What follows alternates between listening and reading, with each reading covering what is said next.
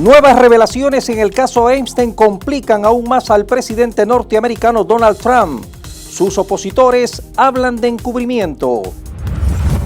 Golpe histórico al crimen organizado en México. Fue abatido el Mencho, líder del cártel de Jalisco Nueva Generación, durante un operativo de seguridad. Gobierno venezolano advierte, ley de amnistía no contempla delitos futuros. Presidenta encargada Delcy Rodríguez denunció que existen planes de sectores extremistas para perturbar el proceso de paz en Venezuela. Venezuela define su ruta al Clásico Mundial de Béisbol 2026. Elías Díaz llega a las ligas menores de Kansas City y la FIFA ratifica su confianza en México para la Copa del Mundo. Y al cierre de esta edición, las tortugas gigantes vuelven a caminar en la isla Floriana en Galápagos, tras más de 100 años de ausencia.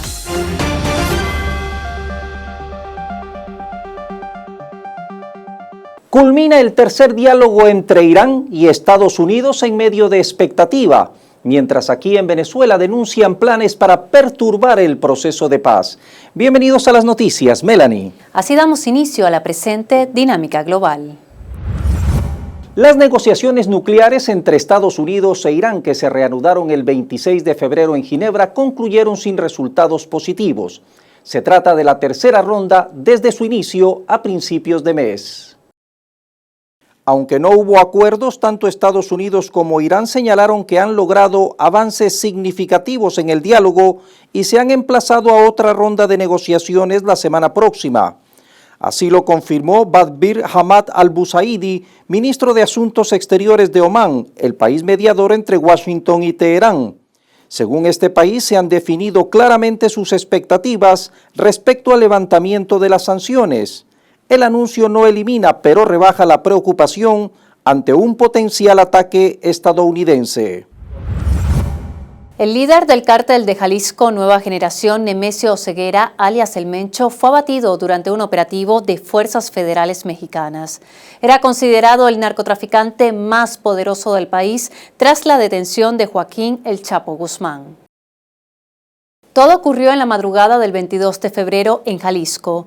Durante un enfrentamiento con fuerzas de seguridad, el Mencho resultó herido y detenido.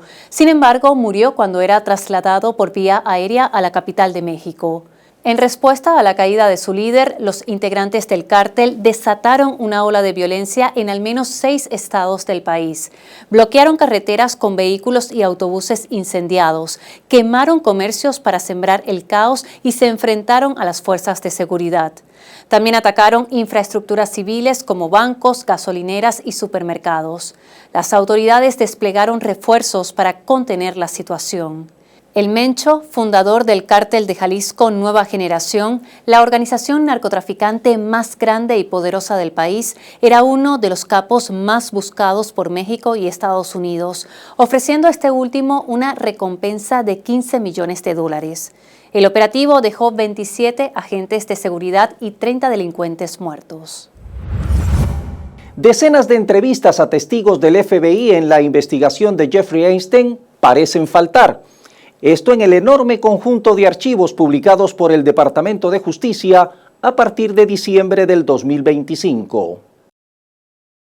Esto incluye 3 declaraciones relacionadas con una mujer que acusó al presidente Donald Trump de agredirla sexualmente hace décadas, según una revisión de CNN.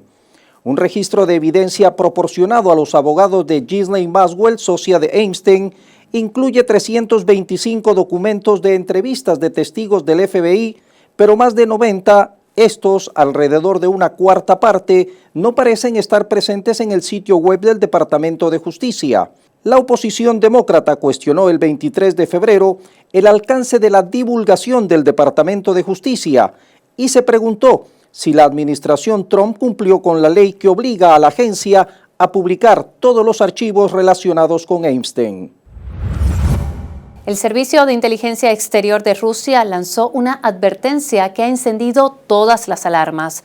Asegura que el Reino Unido y Francia estarían preparándose para armar a Ucrania con una bomba nuclear. Según Moscú, británicos y franceses estarían evaluando suministrar a Kiev armamento nuclear o al menos los componentes necesarios para fabricar una bomba sucia. Londres y París consideran que Ucrania no puede cambiar el rumbo del conflicto sin un arma de este tipo y buscarían disfrazar esa transferencia como un desarrollo nacional ucraniano para evitar responsabilidades internacionales. Hablamos de tecnologías, equipos y componentes nucleares europeos, incluso de la posibilidad de transferir en secreto una ojiva nuclear francesa. Rusia señaló el 24 de febrero que esto cambia radicalmente la situación. No sería solo la ruptura del Tratado de No Proliferación Nuclear, sino una transferencia directa de armas nucleares a un país en guerra. Y advirtió que, si se confirma una amenaza contra su territorio, usaría cualquier arma nuclear, incluidas las no estratégicas, contra objetivos en Ucrania y, de ser necesario, contra los países proveedores. La portavoz rusa María Zaharova recordó que Ucrania, al adherirse al Tratado de No Proliferación, se comprometió a no adquirir armas nucleares, mientras que Reino Unido y Francia se comprometieron a no transferirlas ni inducir a otros a producirlas. Las Fuerzas Armadas de Estados Unidos y Corea del Sur han informado el 24 de febrero que tienen previsto efectuar en el mes de marzo maniobras militares de naturaleza defensiva. Esto ante la creciente tensión con Corea del Norte, que a menudo ha criticado esas actividades por considerarlas que se tratan de un simulacro de invasión. Las maniobras, bajo el nombre de Escudo de la Libertad, tendrán lugar del 9 al 19 de marzo y coinciden con los preparativos para transferir el mando de las tropas surcoreanas en caso de guerra. Según los mandos americanos, estas maniobras en Corea del Sur constituyen un entrenamiento de forma regular al mayor nivel y garantizan la seguridad de la región, acotando que no hay por qué pedir perdón por su realización.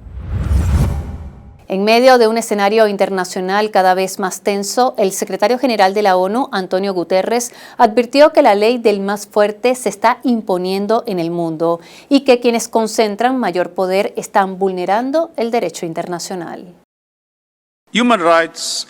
Los derechos humanos están bajo un ataque a gran escala en todo el mundo. El Estado de Derecho está siendo aplastado por la ley del más fuerte. Y este embate no proviene de las sombras ni nos toma por sorpresa. Está ocurriendo a plena vista y a menudo encabezado por los más poderosos. En todo el mundo los derechos humanos están siendo relegados de forma deliberada, estratégica y a veces con orgullo. El gobierno americano está obligado a reembolsar 134.000 millones de dólares e incluso más en ingresos recaudados por los aranceles que la Corte Suprema declaró ilegales el 20 de febrero. Sin embargo, aunque dicha cantidad fuera recuperada por las empresas que lo pagaron, resulta difícil, por no decir imposible, que el dinero vuelva a los consumidores. Cuando se devuelvan los fondos, y quizás es más correcto decir si se devuelven, estos se destinarán al importador registrado, es decir, la empresa que pagó la factura arancelaria inicial, es decir, Walmart, Target, Costco, etc. Tanto la administración de Donald Trump como la Corte Suprema han dado poca claridad sobre cómo se va a proceder. Lo único seguro es que será un proceso largo, y ya Donald Trump declaró a la prensa que podría tardar incluso hasta 5 años en concretarse. La transición energética que demanda el mundo necesita los recursos naturales de América, pero las cantidades requeridas son gigantescas, igual que los riesgos de una extracción sin garantías. Una planta de energía eólica requiere 9 veces más minerales que una de gas, y un coche eléctrico necesita 6 veces más minerales que uno tradicional. Si bien nadie pone en duda la urgencia de dejar atrás los combustibles fósiles, la pregunta es cómo no arreglar por un lado y destruir por el otro. La transición energética de Europa no se puede dar a costa de América Latina, según una videollamada de Ana Carolina Sánchez, directora global de programas de Natural Resource Governance Institute, emitido el 24 de febrero. El presidente de CARICOM y primer ministro de San Cristóbal y Nieves, Terrap Drew, advirtió que la inestabilidad en Cuba podría tener graves consecuencias en toda la región del Caribe. Por eso instó a los líderes regionales a atender con urgencia la situación humanitaria en la isla. La situación humanitaria en Cuba, nuestra comunidad debe abordarla. Una Cuba desestabilizada definitivamente afectará a toda la región. Una Cuba desestabilizada nos desestabilizará a todos. La población de Cuba está entre 9 y 12 millones de personas. Excluyendo Haití, el resto de CARICOM no asciende a 10 millones de personas. Por lo tanto, si un Estado dentro de nuestra comunidad está tan desestabilizado, nos afectará a todos en la región. Por eso, es importante que la comunidad mire el tema humanitario en Cuba, lo trate como un asunto muy serio. La comunidad debe servir como un conducto para asegurar que haya comunicación y diálogo entre las fuerzas que así lo requieran, para que se pueda tener mejor oportunidad. Un nuevo estudio descubrió que la gran mayoría de los alimentos, bebidas y refrigerios para bebés que se venden en Estados Unidos para niños de 6 a 36 meses son ultraprocesados y podrían contener aditivos cada vez más vinculados a posibles daños para su salud.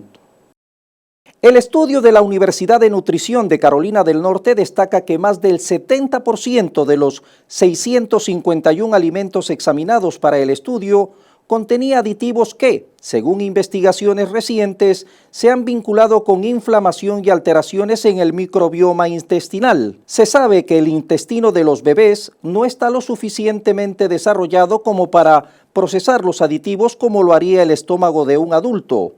Muchos de estos productos llegan a América Latina y lo cierto es que los aditivos no se requieren, ya que son simplemente cosméticos y diseñados para que la comida luzca mucho más atractiva. Los nombres y las marcas de los alimentos para bebés no se revelaron en el estudio publicado el 11 de febrero en la revista Nutrients. Fuertes lluvias y graves inundaciones se registraron en varias regiones del sureste de Brasil, dejando más de 45 muertos y varios desaparecidos. Las lluvias torrenciales que desde el 23 de febrero azotan el estado de Minas Gerais provocaron inundaciones masivas, deslaves, el colapso de viviendas y dejaron varios desaparecidos. Según autoridades locales, en pocas horas llovió el equivalente a todo un mes en términos de volumen. Esta temporada de lluvias ha sido calificada como la más mortífera de los últimos 5 años en la entidad. El gobierno de Minas Gerais declaró estado de calamidad pública el 24 de febrero y decretó 3 días de luto oficial. Unos 3.000 residentes perdieron sus hogares. Los esfuerzos para lograr que la histórica misión de la NASA a la Luna despegue han fracasado una vez más, luego de que los ingenieros afrontaran un nuevo problema con el cohete que debía impulsar a 4 astronautas a una trayectoria sin precedentes. La agencia anunció el 21 de febrero que detectó un problema con el flujo de helio, un gas utilizado para presurizar los tanques de combustible y limpiar las líneas de propulsión. Ahora, la agencia espacial debe retirar el cohete de la plataforma de lanzamiento y trasladarlo para su mantenimiento, lo que descarta la posibilidad de un lanzamiento en marzo. Si surgen problemas adicionales durante cualquiera de estos pasos, también podría descartarse la posible ventana de lanzamiento en abril. Cabe destacar que en el periodo previo a la misión Artemisa 1 del 2022, el cohete SLS se retiró de la plataforma de lanzamiento 3 veces y finalmente se lanzó unos 8 meses después de la fecha prevista. La presidenta de México, Claudia Sheinbaum, presentó el 25 de febrero su proyecto de reforma de las leyes electorales. Los cambios enviados al Congreso proponen modificar los métodos de representación proporcional para elegir diputados, prohíbe la reelección inmediata y recorta el gasto público en los comicios. El presidente de Brasil, Luis Ignacio Lula da Silva, aboga por un equilibrio global a días de reunirse con su homólogo estadounidense, Donald Trump. Quiero decirle al presidente de Estados Unidos, Donald Trump, que no queremos una nueva guerra fría. No queremos interferir en ningún otro país, queremos que todos los países sean tratados por igual. Queremos tratar a todos los países en igualdad de condiciones y recibir de ellos el mismo trato en igualdad de condiciones, un trato igualitario. Y si esto es posible construirlo con Estados Unidos, creo que todo volverá a la normalidad. México envió un nuevo cargamento de ayuda humanitaria a Cuba mediante 2 buques de la Armada Mexicana como parte de su política de cooperación solidaria con la isla. Así lo informó el 24 de febrero la Secretaría de Relaciones Exteriores. Los buques de apoyo logístico Papaloapan y Huasteco zarparon del puerto de Veracruz con un total de 1.193 toneladas de víveres destinados a la población civil cubana. Los restos de San Francisco de Asís comenzaron a exhibirse al público por primera vez el 22 de febrero en conmemoración del 800 aniversario de su muerte. Unas 400.000 personas han reservado visitas para contemplar la urna transparente ubicada en la basílica construida en su honor en Italia. Hasta el 22 de marzo los fieles podrán acercarse y vivir un encuentro cercano con la historia y la espiritualidad franciscanas.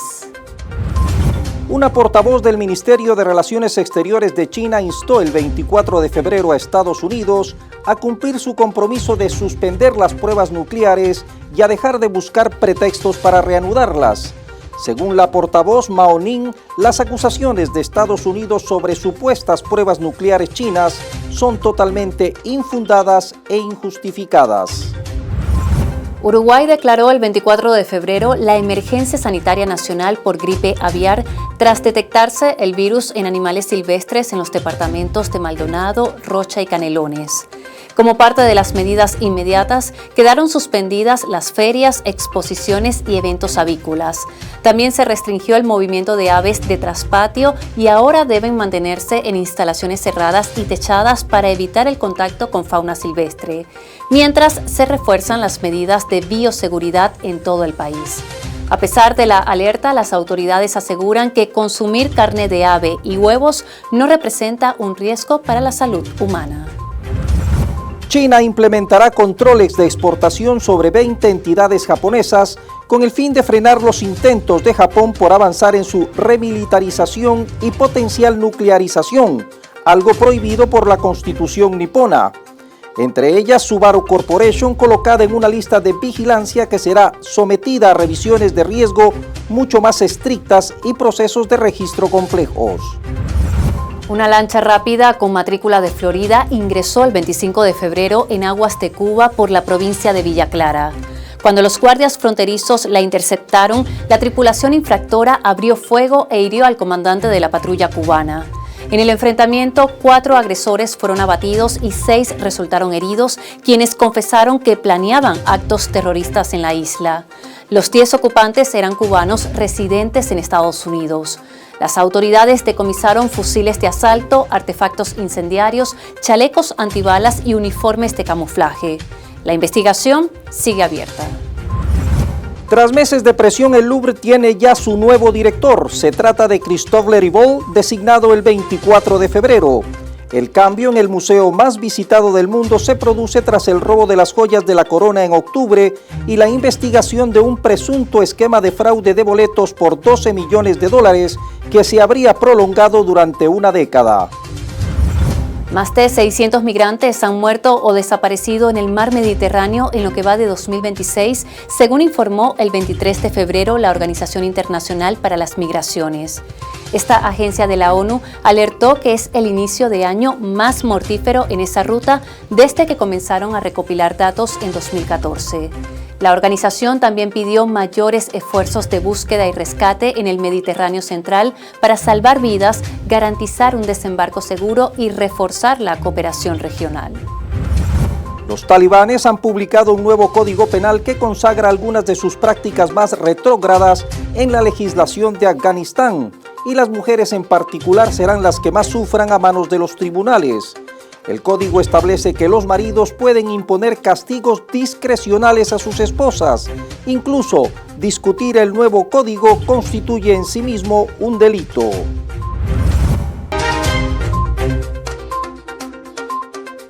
El presidente de la Comisión Especial de la Asamblea Nacional para el Desarrollo e Implementación de la Ley de Amnistía, Jorge Arreaza, informó el 25 de febrero que tras la aprobación del mecanismo legal han recibido 7.461 solicitudes.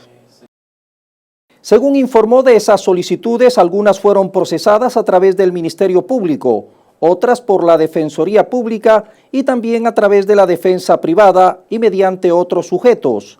Hasta el momento existen 217 personas beneficiadas privadas de libertad, con medidas cautelares 3.934 y con libertad plena otorgada 4.151. Arreaza precisó que las solicitudes que restan están bajo revisión o estudio para determinar si se enmarcan en los 13 supuestos o hechos de violencia que abarca la Ley de Amnistía para la Convivencia Democrática.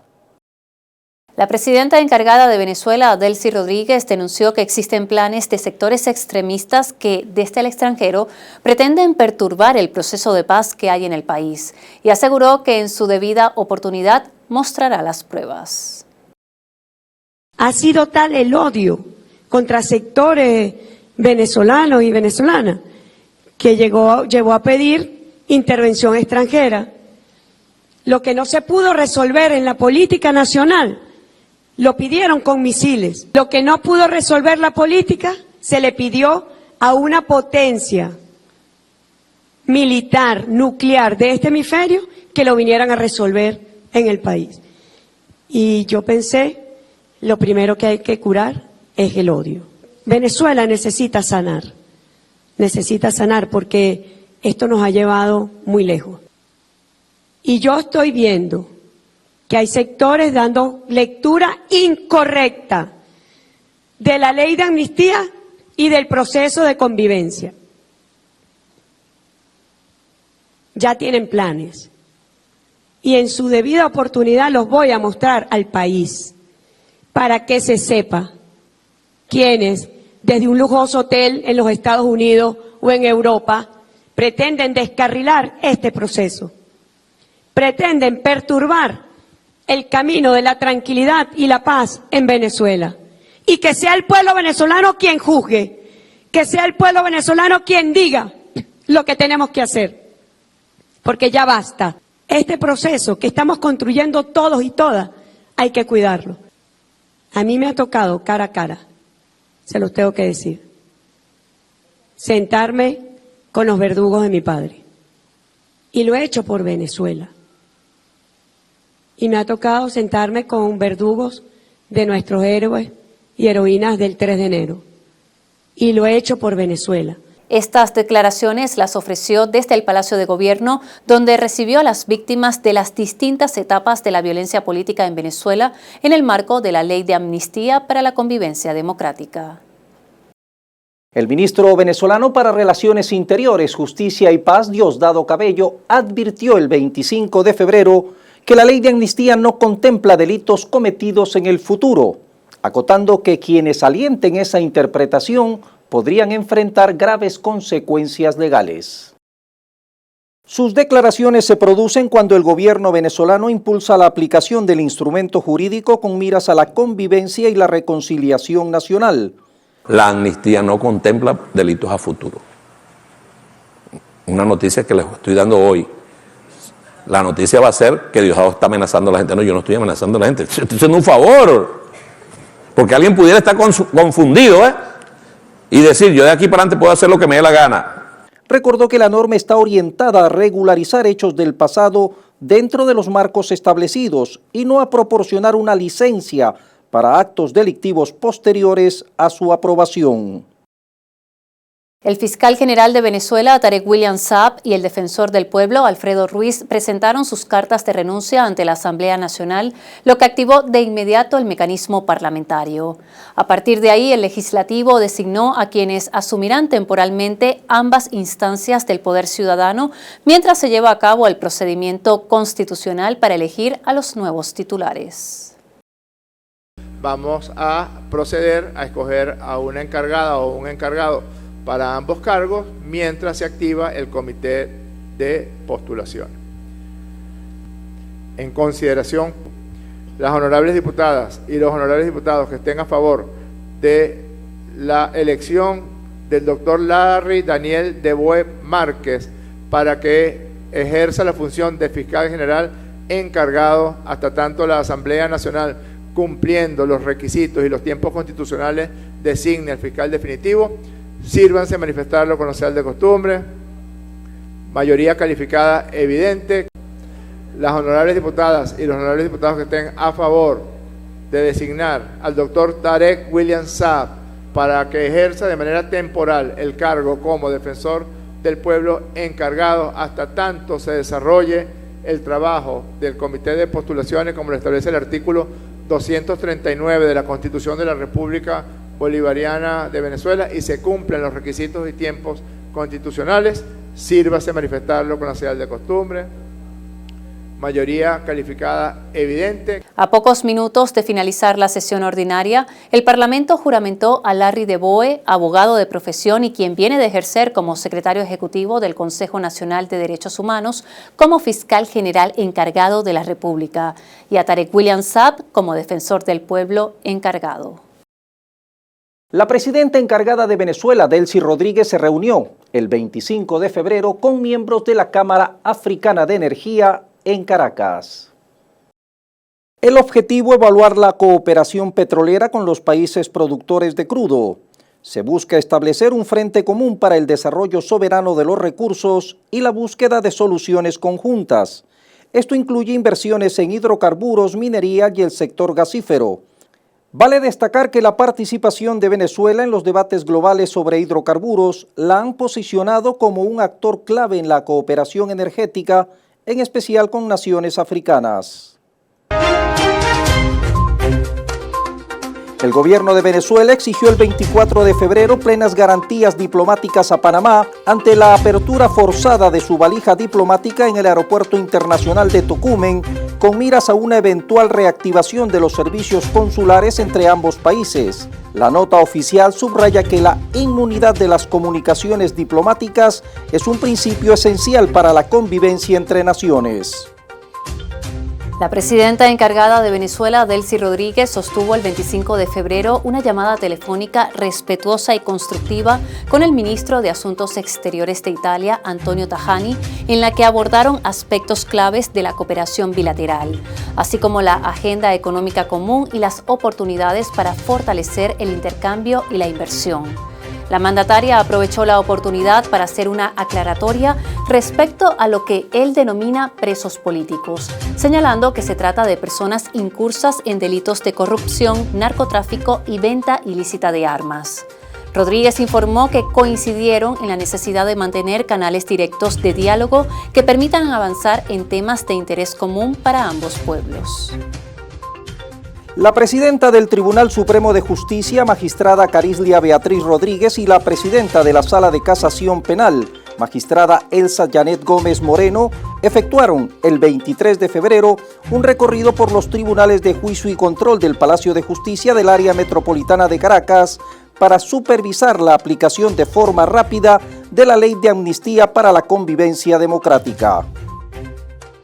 Autoridades venezolanas informaron el 23 de febrero el inicio de los trabajos para transformar integralmente el helicoide en Caracas, que dejó de funcionar como centro de detención y será convertido en un espacio social, deportivo, cultural y comercial para la familia policial y para las comunidades aledañas. El proceso incluyó un levantamiento arquitectónico y consultas directas con los vecinos. El proyecto ya cuenta con aprobación para su ejecución. Durante una jornada de supervisión en el Parque Nacional Morrocoy sobre el cumplimiento de medidas de protección ambiental y turismo sustentable, la presidenta encargada de la República, Delcy Rodríguez, aseguró que no está contemplado ni previsto el cierre del parque. Destacó, eso sí, que es fundamental trabajar en la corrección del comportamiento de los turistas y visitantes de manera responsable y sostenible. Venezuela inició Plan Nacional de Vacunación contra la fiebre amarilla para hacer frente al brote de la enfermedad que ya afecta a varios países de la región suramericana. Estamos haciendo un afianzamiento del proceso de vacunación para Venezuela, principalmente en 22 parroquias priorizadas de 4 estados, de los estados Aragua, Lara, Barinas y Portuguesa, 22 parroquias priorizadas, donde estamos llamando a vacunación a quienes nunca en su vida se han vacunado contra la fiebre amarilla, entre 1 y 59 años. Turkish Airlines dio a conocer que reanudará sus conexiones directas entre Caracas y Estambul a partir del 3 de marzo del 2026. Esta noticia marca el regreso de una ruta estratégica que permite a los viajeros venezolanos conectar con el mundo a través del principal centro de operaciones de la aerolínea en Turquía. El ex candidato presidencial venezolano Enrique Márquez solicitó a todos los sectores del país unirse para reconstruir Venezuela. Tras reconocer a la presidenta encargada, Delcy Rodríguez señaló que le corresponde dirigir los cambios necesarios en el país, por lo que aboga por respaldar las reformas. Hizo un llamado a la oposición y al oficialismo para que no desaprovechen la oportunidad de reconstruir el país. Venezuela define su ruta al Clásico Mundial de Béisbol 2026. Elías Díaz llega a las ligas menores de Kansas City. Y la FIFA ratifica confianza en México para la Copa del Mundo.